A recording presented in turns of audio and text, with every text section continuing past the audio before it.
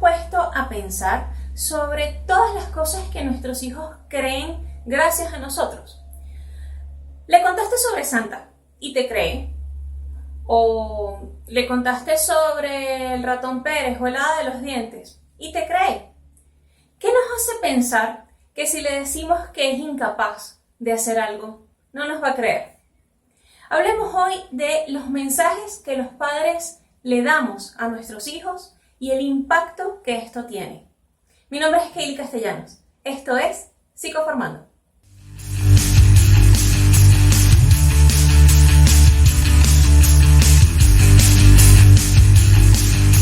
Bienvenidos una vez más a este espacio de psicología y neurodesarrollo. Hoy quiero conversar con ustedes sobre un tema que me ha tocado en muchas oportunidades hablar con papás en la consulta y es las ideas que metemos en la cabeza de nuestros hijos. Cuando nuestros hijos nacen, son puro instinto, traen pocas conductas que simplemente aparecen por reflejo y van aprendiendo el mundo gracias a lo que nosotros le enseñamos. A pesar de que muchas cosas necesitan experimentarlas para ir aprendiendo, también hay una buena parte que aprenden gracias a lo que nosotros les decimos. Y es que el lenguaje es creador de realidades. El lenguaje no solamente nos sirve para describir lo que está pasando en la realidad, sino de hecho es acción, nos lleva a que sucedan las cosas. Si esto es así, ¿qué pasa entonces en una realidad que se está formando? Es como un pizarrón que viene en blanco y nosotros somos quienes le vamos a ir anotando las ideas a ese pizarrón para que se llene de conocimientos. Lo que va a suceder es que en ese pizarrón se van a ir grabando los mensajes que decidamos mostrarle. Yo creo que muy pocas veces los padres nos ponemos a pensar en el impacto psicológico que tienen nuestras palabras sobre nuestros hijos. Cuando les decimos cosas como, es que tú nunca haces nada bien, realmente lo que le estamos diciendo es que no importa cuánto se esfuerce, nunca va a lograr cumplir con la meta que le hemos puesto o la expectativa que nosotros tenemos sobre él o que nadie pueda poner sobre él, ni siquiera él mismo. O por ejemplo, cuando decimos cosas como, pero tu hermano no lo hace así. Yo me acuerdo que cuando tu hermano pasó por esa edad, él no hacía esas cosas o ella no hacía esas cosas. Deberías parecerte más a tu hermano o a tu hermana. Es realmente lo que le estamos diciendo. Y en el fondo eso lo que significa es que no eres suficientemente bueno. Siempre hay una persona que va a ser mejor que tú. Y claro que muchas de estas frases no las decimos conscientes del poder que pueden estar ejerciendo sobre el mundo psicológico de nuestro pequeñito. Por ejemplo, cuando le decimos, me tienes harta o me estás avergonzando.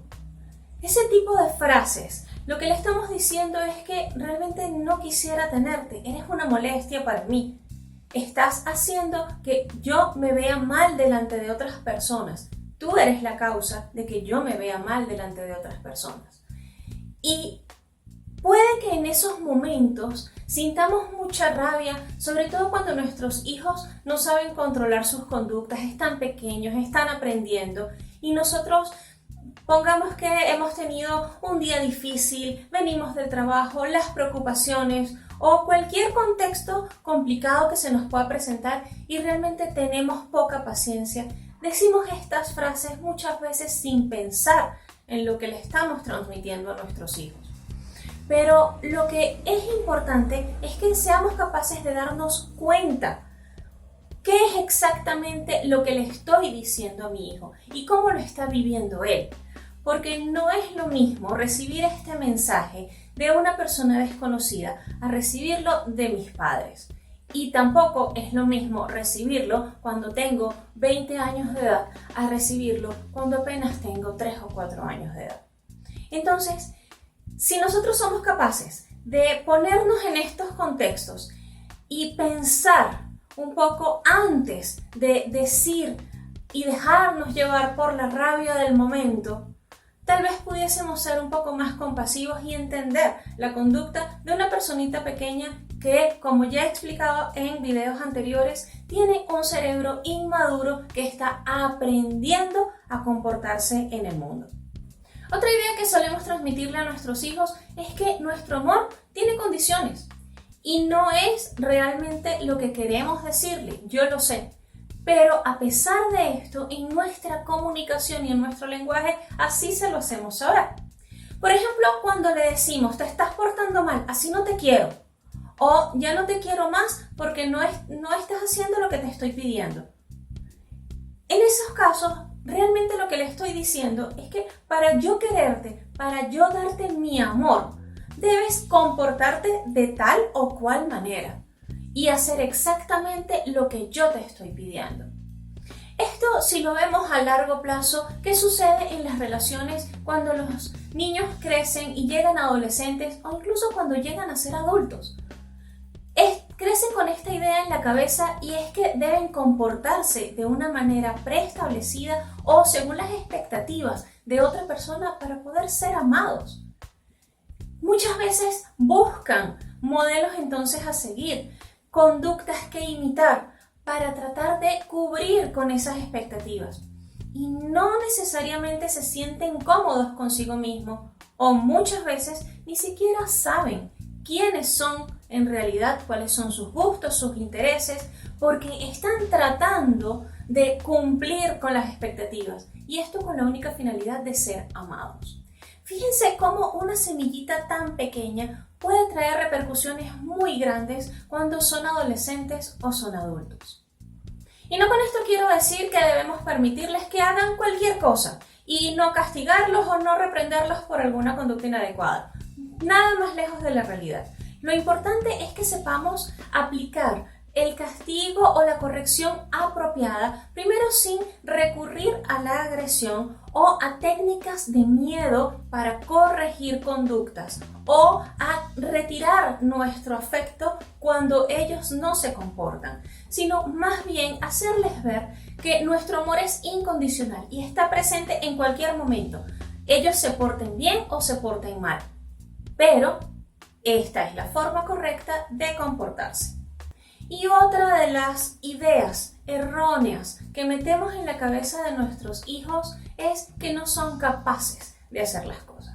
¿Y cómo les decimos esto? Cuando le pedimos que haga algo y nos damos cuenta que le cuesta o que no es capaz de hacerlo muy bien porque está apenas aprendiendo y le decimos, no, deja, yo lo hago. O cuando estoy haciendo alguna actividad, alguna tarea doméstica y mi hijo pequeño viene y se acerca y me dice, mami, yo te ayudo. Y yo le digo, no, porque lo vas a hacer mal. O deja que yo lo hago, hijo, anda a jugar, ponte a jugar que yo lo hago. ¿Qué es lo que le estoy diciendo con esto? Yo lo hago mejor que tú no eres capaz de hacerlo, entonces yo lo voy a hacer. Al final lo que estamos es matando las iniciativas de nuestros hijos.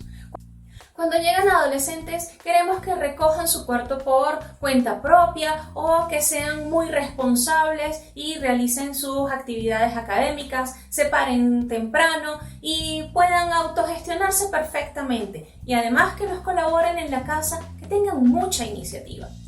Pero, ¿qué pasó con las primeras iniciativas cuando eran niños? ¿Realmente les permitimos tenerlas o les enseñamos que no son capaces?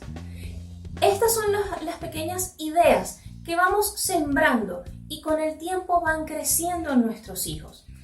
Recordemos que cuando ellos nacen no tienen un yo definido, no saben quiénes son, apenas están descubriendo el mundo y toda la información la reciben a través de sus padres y la experiencia del mundo a través de lo que sus padres les permiten tener, alcanzar, asir con sus manos. Entonces a veces creemos que haciéndolos sentir mal se van a portar mejor y no es así. La verdad es que si nosotros les decimos palabras hirientes o les transmitimos mensajes de que no son capaces, lo que estamos creando es seres que son rebeldes, que responden de manera agresiva para defenderse o de manera sumisa para no tener que enfrentarse a el castigo o a la reprobación de sus propios padres. Son seres emocionalmente desconectados, porque es tan terrible ser yo mismo que prefiero no serlo. Y empiezo a buscar modelos, cómo puedo ser mejor, cómo puedo hacer que mis padres me amen. Empiezo entonces a fijarme cuando llego a la adolescencia en modelos que parecieran ser más cool o más populares, que a mi mamá o a mi papá tal vez eso sea lo que le guste, porque además tengo un conflicto de quién soy y que lo que soy realmente no es muy bueno. Imagínense todo este caos mental en un preadolescente o un adolescente. La verdad, lo que estamos haciendo es exponerlos a situaciones de riesgo, a seguir conductas que de verdad pueden ponerlos en peligro. Y entonces muchos padres me dicen, bueno, pero a mí me criaron así y no me pasó nada. Y de verdad yo me pregunto, ¿no les pasó nada? Cuando estaban aplicando esas estrategias de corrección de conducta, pensaron, oye sí, qué bueno mamá, gracias por corregirme de esta manera y hacerme sentir mal, porque eso me va a formar un gran carácter. O realmente lo que teníamos eran sentimientos de rabia hacia nuestros padres o incluso hacia nosotros mismos, porque soy muy tonto y no logro hacer lo que mi mamá me está pidiendo o lo que mi papá me está pidiendo y voy a perder el amor de mis padres. Y más allá de eso, ¿de verdad queremos que nuestros hijos se sientan así? ¿O más bien queremos transmitirle la suficiente confianza para que logren grandes cosas creyendo en sí desde pequeños? Para un niño, sus padres son seres de verdad absoluta y sabiduría. Son aquellas personas que lo aman cuando ni siquiera él sabe lo que significa amar. Quienes creen en él y lo aman cuando ni siquiera sabe amarse a sí mismo, porque está formando un yo que después aprenderá a creer y amar. Son quienes deben cuidarlo y quienes lo educan. Y si le enseñan que el amor se transmite a través de golpes o a través de miedo, así es que él va a entender que se ama a otras personas. Hasta que llegue adulto, tendrá los suficientes recursos para juzgar si lo que cree de sí mismo es cierto o no. Podrá decidir si estos conceptos le sirven o no le sirven. Pero hasta entonces, solo hasta entonces, es que esta persona va a poder reacomodar su yo en función de un juicio nuevo sobre las experiencias que está teniendo. Hasta ese momento habrá tenido que vivir su niñez y su adolescencia con las ideas que sus padres sembraron en él. Y entonces me pregunto, ¿qué ideas queremos sembrar en la mente de nuestros hijos?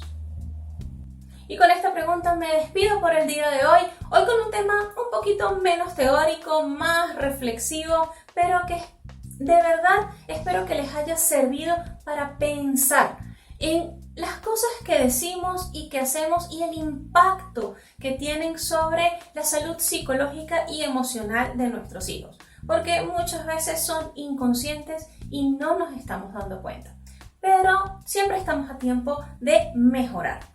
Como siempre, recuerden, tienen las redes sociales, tienen los comentarios, así nos mantenemos en contacto, me cuentan sobre su experiencia o sobre cualquier tema que les gustaría que trabajáramos aquí en el canal. Muchísimas gracias por acompañarme, recuerden suscribirse y dejarme un like para llegar cada vez a más personas. Nos vemos en una próxima oportunidad.